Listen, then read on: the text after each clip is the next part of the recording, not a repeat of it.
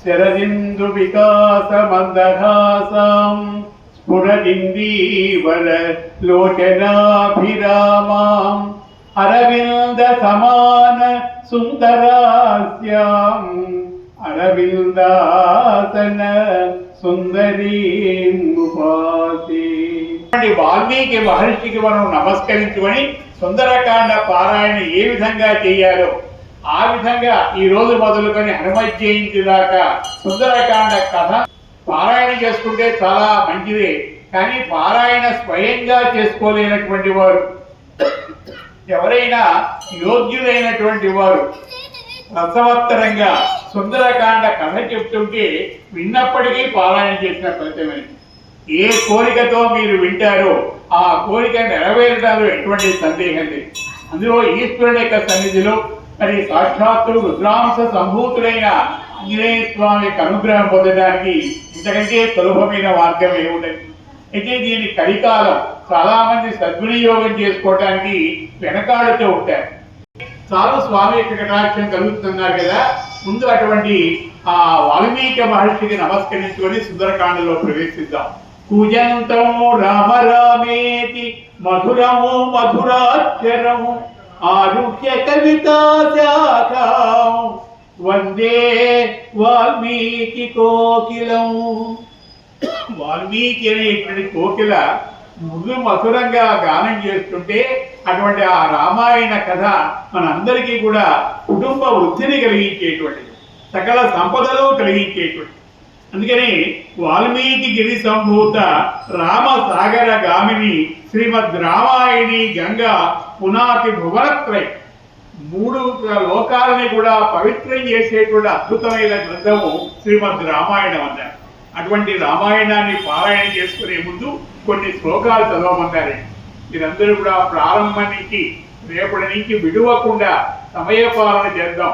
కరెక్ట్గా ఇదే సమయాన్ని ప్రారంభించి ఒక గంట సేపు మీకు ఎవరికి ఇబ్బంది లేకుండా ఇత్యాద్యమో మారుత తుల్య వేగం జితేంద్రియం బుద్ధిమతాం వరిష్టం వాతాత్మజం వానరయూధ ముఖ్యం శ్రీరామదూతం శిరసా నమామి. శిరస్సు వంచి స్వామికి ఎదురుకుండానే ఉన్నారు. ఒక్కసారి చప్పట్లు పట్టండి. స్వామి వారు పొగడిన పెరిగడే స్వామి ఆంజనేయ స్వామి. ఎన్నిసార్లు హనుమాన్ చాలిసాలం యశో ధైర్యం నిర్భయత్వం అరోగత అజాడ్యం అనుస్మరణాద్భవేతన్నారు. మంచి వాక్కు కలగాలన్నా, బుద్ధి కలగాలన్నా, బలము కలగాలన్నా, కీర్తి ప్రతిష్టలు కలగాలన్నా తప్పనిసరిగా ఈ వైశాఖ మాసంలో స్వామివారికి ప్రదక్షిణాలు చాలా ఇష్టం. జై హనుమాన్ జై హనుమాన్ అంటూ స్వామివారికి చక్కగా ఆ శ్లోకం కూడా మీరు చెప్తారు. ప్రదక్షిణ చేసేప్పుడు రామనామ జపం చేస్తూ చేయాలి, లేదు ఆ శ్లోకం చదువుకోవాలి. మనస్సు అగ్రహం కావాలని మీరందరూ ఎంతమంది వచ్చి వింటే మాకు అంత ఆనందం. మేమేమి లక్షలు కోట్లు ఇవ్వాల.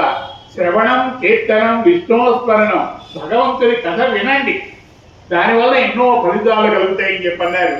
మరి ఇక్కడ చెప్తూ సుఖే రఘునాథాయ నాథాయ సీతాయ పతయే నమః ఆపదామపహర్తారం దాతారం సర్వసంపదాం లోకాభిరామౌ శ్రీరామౌ భూయో భూయో నమామ్యహం.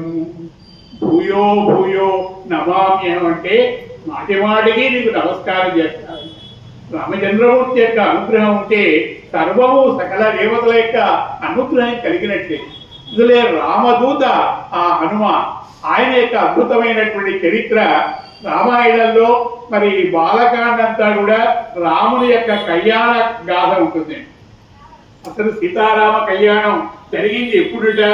మనం చైత్రమాసంలో మరి శ్రీరామనవమి చేస్తూ ఉంటాం. అప్పుడు కళ్యాణం జరిగినట్టుగా మనకు వాల్మీకి రామాయణంలో లేదు. రాముని యొక్క పుట్టుకయే లోక కళ్యాణం కాబట్టి రామదాసు గారు ఆ శ్రీరామనవమి రోజు కళ్యాణం చేయడం ప్రారంభించారు. అదే దేశమంతా అనుసరిస్తున్నారు. కానీ స్వామివారి కళ్యాణం జరిగింది వైశాఖ మాసంలో శుద్ధ దశమే. కిందటి దశమి రోజు జరిగింది స్వామివారి కళ్యాణం. అటువంటి కళ్యాణం జరిగినటువంటి అద్భుతమైనటువంటి వైశాఖ మాసంలో హనుమత్ జయంతి కూడా మరి బహుళ దశమే. వైశాఖే మాసి కృష్ణాయాం దశమ్యాం మందవాసరే పూర్వాభాద్ర ప్రభూతాయ మంగళం శ్రీ హనుమతే అని ఆయన దశమి రోజు పుట్టారు. అందులో శనివారం ఆయన ప్రీతికరమైనటువంటి శనివారం నాడు మనం ప్రారంభించుకొని రామచంద్రమూర్తి యొక్క దివ్య కటాక్షం కోసం ప్రయత్నం చేస్తున్నాం. శ్రీరాఘవం దశరథాత్మజం అప్రమేయం సీతాపతిం రఘుకులాన్వయ రత్నదీపం అజానువాహం అరవింద దళాయతాక్షం రామం నిశాచర వినాశకరం రమా అని ముందుగా ప్రార్థన చేయమన్నారు. శ్లోకాన్ని తప్పకుండా ఈ సుందరకాండ ప్రారంభించేప్పుడు చదువుతారు. నమోస్తు రామాయ సలక్ష్మణాయ దేవ్యై చ తస్యై జనకాత్మజాయై నమోస్తు రుద్రేంద్ర యమానిలేభ్యో నమోస్తు చంద్రార్క మరుద్గదేభ్యః.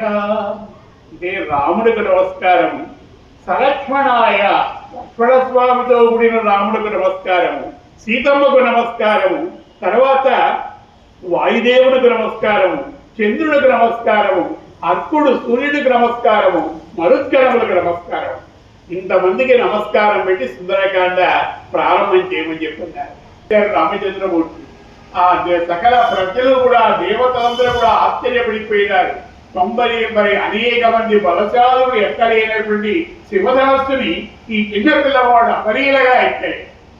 వెళ్ళి ఎక్కువ పెట్టాడు. విల్లు పెళ్ళు మనడిట, రాజుల యొక్క గుండెలు గుబిల్లు అన్నాయి. అలాగే సీతమ్మ యొక్క హృదయం చల్లు మనడిట. ఎంత ఆనందపడి, ఎంత పరాక్రమవంతుడు, మండన భీముడు, ఆర్తజన బాంధవుడు, ఉజ్వల బాణ తూణ కోదండ కళా ప్రచండ భుజతాండవ కీర్తికి రామమూర్తికి రెండవ సాటి దైవం ఇక లేదు. అందుకని శ్రీరామ అని పేరు పెట్టకుండా కనీసం జాబు కూడా రాయాలి. ఎవరైనా సంస్కృతం చదువుకునే విద్యార్థులుంటే అకారాంత పుల్లింగో రామశబ్ద అని రామశబ్దంతోనే ప్రారంభం చేస్తారు. రామ అంటే చాలండి, పాపాలు పటాపంచలవుతాయి. మన జీవితంలో కూడా మన బిడ్డలు పైకి రావాలి, చక్కటి విద్యాబుద్ధులు పొందాలి, ఆయురారోగ్య ఐశ్వర్యులతో ఉండాలంటే రాముడిని జయ జయ ధ్వనాలు పలకాలి. జయ శ్రీరామ్, జయ శ్రీరామ్, జయ శ్రీరామ్ అని 3 సార్లు అందరూ గట్టిగానండి. దేవులకు శుభసూచకంగా స్వామిని ప్రార్థన చేద్దాం. అందరూ దేవాలయ ప్రాంగణంలో ఎక్కడ ఉన్నా, మరి చుట్టుపక్కల ఉన్న వారు కూడా ఈ మాటలు విన్నటువంటి వారు కూడా త్వరగా వస్తే ఈ ఆనందాన్ని మీరు కూడా పొందగలుగుతారు. 3 సార్లు గట్టిగా పలకండి. జై శ్రీరామ్, జై శ్రీరామ్, జై శ్రీరామ్. సీతారాముల యొక్క కళ్యాణం సీతమ్మ దోశల్లో పోసారట. విడిగా ఉన్నప్పుడు తెల్లగా ఉన్నాయి, సీతమ్మ దోశల్లో పోయేగానే పద్మరాగముల్లాగా ఎర్రబడి పద్మరాగాల్లాగా ప్రకాశిస్తున్నాయి. ఆ ముత్యములు సీతమ్మ రాముడి యొక్క శిరస్సు మీద పోసింది. అప్పుడు ఎలా ఉన్నాయండి? రాముడికి ఒక తెల్లటి తలపాగా చుట్టారు. ఆనాటి క్షత్రియ ఆచారం ప్రకారం చాలా తెల్లగా ఉన్నదిట. ఈ ముత్యములు తెల్లగా ఉన్నాయి, ఆ వస్త్రం కూడా తెల్లగా ఉన్నది. తలపాగా వికసించిన మల్లె మొక్కల్లాగా ప్రకాశిస్తున్నాయి. ముత్యములు శిరస్సు మీద నిలవవు కదా, రాముడి శరీరం మీద నుంచి దారుతున్నాయిట. అప్పుడు ఎలా ఉన్నాయిట? నీలమేఘశ్యాముడైన రాముడి యొక్క కాంతి ఆ ముత్యములలో ప్రవేశించి ఇంద్రనీలమడులాగా ప్రకాశిస్తున్నాయి. అటువంటి మంచి ముత్యములు సీతారామ కళ్యాణ శ్లోకాన్ని విన్న భక్తులందరికీ కలువుగా. కానీ అలా అద్భుతమైన శ్లోకాన్ని మనకు అందించారు. ప్రతి శుభలేఖలోనూ కూడా ఆ శ్లోకాన్ని పూర్వం వేసేవారు. మంగళ మహత్ శ్రీ శ్రీ శ్రీ జానక్యాః కమలామలాంజలి పుటే యా పద్మరాగాయితాః యస్తా రాఘవమస్తకే విలసత్కుండ ప్రసూనాయితాః నస్తాః శ్యామలకాయ కాంతి కలితాః యా ఇంద్రనీలాయితాః ముక్తాః తాః శుభదా భవంతు భవతాం శ్రీరామ వైవాహికాః. సీతారాముల యొక్క కళ్యాణ నక్షత్రాలు మీ అందరికీ శుభం కలిగించుగాక అని ప్రార్థన చేస్తూ మనలో ఉన్నాం.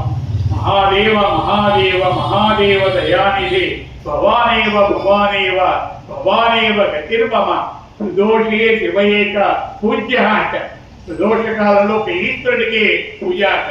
ఈ సమయంలో శివుడికి మనం అందరం కూడా నమస్కరించుకొని అపమృత్యువులు ప్రోగొట్టేటువంటి వాడు, అక్కడ సకల ఐశ్వర్యాన్ని ఇచ్చేటువంటి వాడు, ఆ ఈశ్వరుని యొక్క దివ్య కథాచందో నాగేంద్రహరాయ త్రిలోచనాయ భస్మాంగరాగాయ మహేశ్వరాయ నిత్యాయ శుద్ధాయ దిగంబరాయ తస్మై నకారాయ నమః శివాయ మందాకిని సలిల చందన చర్చితాయ నందీశ్వర ప్రభసనాథ మహేశ్వరాయ మందార ముఖ్య బహుపుష్ప సుపూజితాయ తస్మై మకా. మరి ఆయన అవతరించింది అయోధ్యలో కూర్చోవడం కోసం కాదు కదా.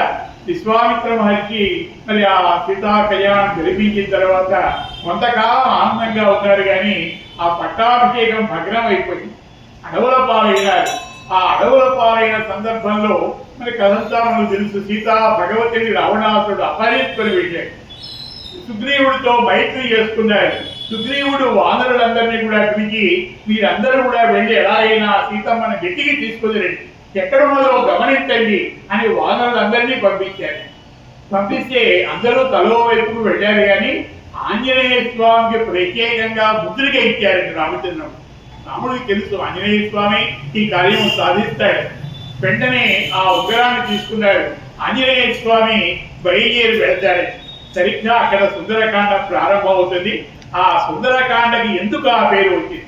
సుందరే సుందరో రామ, సుందరే సుందరీ సీత, సుందరే సుందర కపి, సుందరే కిమ్న సుందర. సుందరకాండ కథ చాలా అందంగా ఉంటుంది.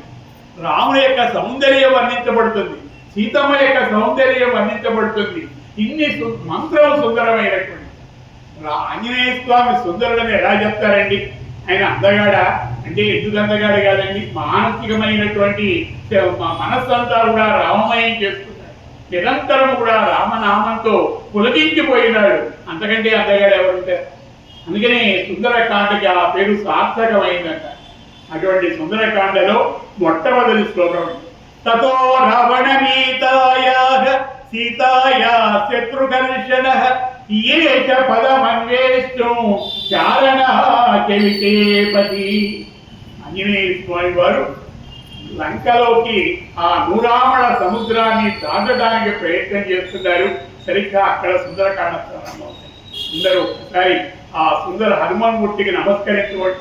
సుందరకాండ కథ వినేటువంటి అదృష్టం కలిగించిన స్వామికి మనం ధన్యవాదాలు తెలియజేస్తూ ఈ రోజు నుంచి కథాభాగం సాగుతుంది. ఎన్నో ఘనకార్యాలు చేస్తారు. ఆ సుందరకాండ కథనంతా రసవత్తరంగా మీరందరికీ అర్థమయ్యేట్టుగా చెప్పడానికి ప్రయత్నం చేస్తాం. సరిగ్గా ఇదే సమయానికి సాయంకాలం 6:40కి అనుకున్నాం. మరి ఆ పనికి ఒక గంట కార్యక్రమం ఇక్కడ జరుగుతుంది. సుందరకాండ కథని మనందరం కూడా విని ఈ హనుమ జయంతి సందర్భంగా ఆంజనేయ స్వామి కటాక్షం పొందడానికి సుందరకాండ పారాయణ చాలా ముఖ్యమైనది. దానికి మన్య సూక్త పారాయణ జరుగుతున్నది. దానికి తోడు హనుమాన్ చాలీస పారాయణలు. సుందరకాండ అంటే ఆంజనేయ స్వామికి చాలా ప్రీతికరమైన కాండ కాబట్టి అందులో మొదటి శ్లోకం ఎలా ప్రారంభమైందండి? సకాలంతో ప్రారంభం. తతో రావణమీతాయాః సీతాయా శత్రు దర్శనం అంటే ఆత్మ సాక్షాత్కారమే. సీతమ్మ అంటే సాక్షాత్తు జగన్మాత. ఆమె దర్శనం చేయడం అంత తేలిక. ఒక ఉన్నతమైనటువంటి ఆ లక్ష్యాన్ని చేరుకోవాలంటే ఉన్నతమైన మార్గంలో కూడా పోవాలి. అందుకని ఆంజనేయ స్వామి వారు సీతాయా శత్రుకర్షణ ఏక పదమన్వేషం, ఆమె యొక్క పదాన్ని అన్వేషిస్తూ ఆ ఆకాశ మార్గం గుండా బయలుదేరారు. ఈ ఒక్క శ్లోకాన్ని పారాయణ చేసుకుంటే ఆవులన్నీ కూడా తగ్గిపోతాయని వాల్మీకి రామాయణంలో చెప్పారు. అంత అద్భుతమైన శ్లోకం. గాయత్రి మంత్రములో వకారము ఈ శ్లోకంలో నిక్షిప్తమై ఉన్నది. తతో రావణనీతాయా సీతాయా శత్రుకర్షణ ఏక పదం అన్వేషం చారణాచరితేమని. అనంతరము అరివీర భయంకరుడైన ఆంజనేయుడు రావణాపురైనటువంటి సీత యొక్క దాడను అన్వేషించుటకై చారణాది దివ్య జాతులు వారు సంచరించే ఆకాశ మార్గంలో వెళ్ళుటకు నిర్ణయించుకున్నారు. అప్పుడు దుష్కరమైన సాగిలేని ఆ కార్యము సాధింపరించినటువంటి హనుమంతుడు తన మెడ శిరస్సు నిటారుగా నింపాడు. ఇప్పుడు ఆ రూపాన్ని ఒక్కసారి మనం భావన చేసుకుంటే చాలు. ఎంత చిన్న రూపం అండి, కానీ ఆయన ఎలా పెరగాలంటే అలా పెరుగుతాడు, ఎలా తగ్గాలంటే అలా తగ్గుతాడు. అటువంటి అద్భుతమైనటువంటి శక్తి కలిగినటువంటి వాడు కదా యోగా శాస్త్ర విశారదుడు. ఆ సాధించడానికి హనుమంతుడు తన మెడను శిరస్సును నిటారుగా నిలిపారు, వృషభేంద్రులాగా ప్రకాశించాడు. అథ వైఢూర్య వర్ణేషు, అప్పుడు అక్కడ పచ్చిలు వైఢూర్య వర్ణ శోభితములై చల్లదనము కలిగి మృదువుగా స్వచ్ఛములై ఉండుట చేత మరి చాలా హాయిగా అటు ఇటు సంచరిస్తున్నట్ట ఆంజనేయ స్వామి వారు. అప్పుడు ఆంజనేయ స్వామి వారు బయలుదేరి వెళ్ళేటప్పుడు కొంతమంది దేవతల్ని ప్రార్థిస్తారు.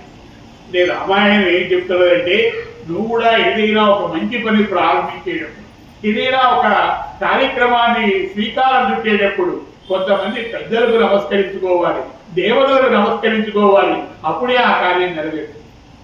మానవ ప్రయత్నానికి తోడు దైవ సహాయం కూడా ఉండాలి కదండి. దైవానుగ్రహం లేకపోతే పనులు ఎలా నెరవేరుతాయి? అదే స్థితిలో చెప్తున్నారు. అక్కడ ఎవరిని ప్రార్థించారు? ఇక్కడ చాలా అద్భుతమైన శ్లోకం సుందరకాండలు. సూర్యాయ మహేంద్రాయ పవనాయ స్వయంభువే భూతేభ్యశ్చ అంజలిం కృత్వా చకార గమనే మతిం. సంస్కృతమైన మీకందరికీ కూడా అరటి పండు వలిచినట్టుగా తేలికగా భావం అంతా చెప్తాను. అప్పుడు ఈ అవకాశాన్ని జారబెట్టుకోకండి. సుందరకాండ మీరు స్వయంగా పారాయణ చేయకపోయినా ఆ పారాయణ చేసిన ఫలితం కలగాలంటే ఈ వారం రోజులు కొంచెం ఒక గంట సేపు ఓపిక చేసుకోండి. ఎండలు మండుతున్నా లోపలతో ఏసీలో ఉన్నా కూడా బగబగా మండుతూనే ఉంటుంది. బయటికి రండి, ప్రశాంతంగా స్వామి సన్నిధిలో కూర్చోండి. ఎండలు చాలా భయపెడుతున్నాయి అంటున్నారు. ఆంజనేయ స్వామి కటాక్షం ఉంటే ఆ సూర్య భగవానుడు కూడా మనం ఏమీ చేయలేదు. అటువంటి స్వామి కటాక్షం కోసం ప్రయత్నం చేద్దాం. ఈ శ్లోకాన్ని చక్కగా భావన చేయండి. సూర్యనారాయణ మూర్తికి నమస్కారం చేశారు. ఎందుకు నమస్కారం చేశారో చెప్పండి. ఆంజనేయ స్వామికి విద్యా గురువు సూర్య భగవానుడు. సూర్యుడి దగ్గరే వేదాలన్నీ నేర్చుకున్నారు. గురుర్ బ్రహ్మ, గురుర్ విష్ణు, గురుదేవో మహేశ్వర, గురు సాక్షాత్ పరబ్రహ్మ, తస్మై శ్రీ గురవే నమః. గురువుకు ముందు నమస్కరించకుండా ఎవరు ఏ పని ప్రారంభించకూడదు. గురువు కటాక్షం ఉంటే దైవానుగ్రహం కలుగుతుంది. అందుకని ఆంజనేయ స్వామి వారు సకల శాస్త్ర విశారదుడు కాబట్టి ముందుగా సూర్యనారాయణమూర్తికి నమస్కారం చేస్తున్నారు. కరాదిచ్చేతంటారు. ఆరోగ్యము సూర్యనారాయణమూర్తి యొక్క అనుగ్రహం చేతనే కలుగుతుంది. స్నానం చేసి నమస్కార ప్రియో భాను, రెండు చేతులు ఆ సూర్యుడికి ఎదురుగుండాలి నమస్కరించండి. దానివల్ల ఎంత అద్భుతమైన శక్తి మీకు కలుగుతుందో, ఎంత ఆరోగ్యం కలుగుతుందో అది ఎవరికి వారికి అనుభవమైపోయింది. జపాకుసుమ సక్కాశం కాశ్యపేయం మహాద్యుతిం సమోరిం సర్వ పాపగ్రం ప్రణతోస్మితి వారు.